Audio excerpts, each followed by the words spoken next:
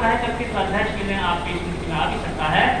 ओम पवित्रम ते विततम ब्रह्मणस्पते प्रभु गात्राणि पर्यश्री विश्वतः अतः तनून तदाम अश्नुते श्री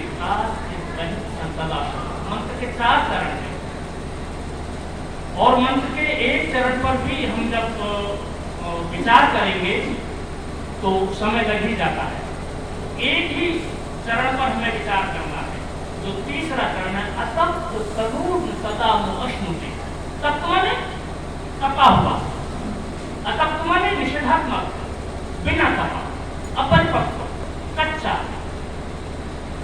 उपनिषद का ऋषि कहता है तपसा ब्रह्म जीयते। 3 शब्द हैं, तपसा तप के द्वारा तृतीय विभक्ति का एक वचन। ब्रह्म माने प्रभु को, जीयते माने जी चुनना। ऋषि कहता है कि तप के द्वारा ही आप परम पिता परमात्मा का वर्ण व चयन कर सकते हैं। तप के बिना आप परमात्मा को जो है वर्ण नहीं कर सकते।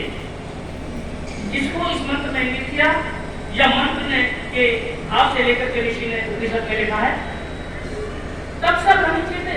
यदि आप परम पिता परमात्मा को प्राप्त करना चाहते हैं तो तब कीजिए, क्योंकि बिना तपे आप परमात्मा का वर्ण नहीं कर सकते। मनोज बाबू, क्या हो नहीं सकता?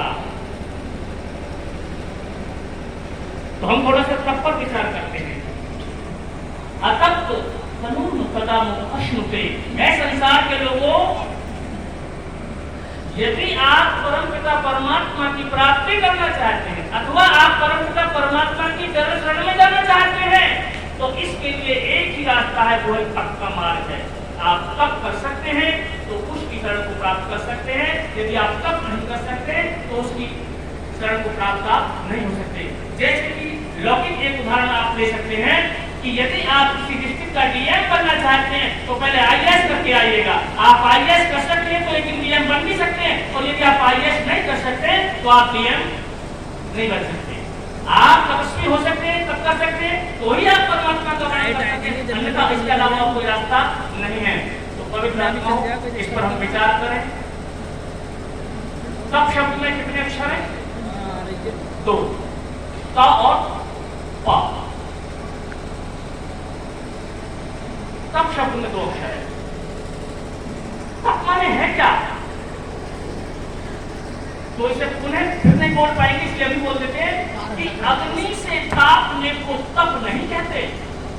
यदि अग्नि से तापने को ही तप कहा जाता तो भट्ठे पर काम करने वाले लोग सबसे बड़े तपस्वी, रोडों पर ढाबे होते हैं, ढाबों पर रोटियां बनाने वाले, भोजन बनाने वाले जो पाचक लोग होते हैं वे सबसे बड़े तपस्वी होते हैं। लेकिन अग्नि से तापने को तप नहीं कहते। तो तप फिर किसको कहते हैं? तो तप माने हम उसका भावनात्मक शब्द आप समझ लीजिए। तप माने सत्य, तप माने विद्या, तप माने संगठन, तप माने उत्कर्ष, तप माने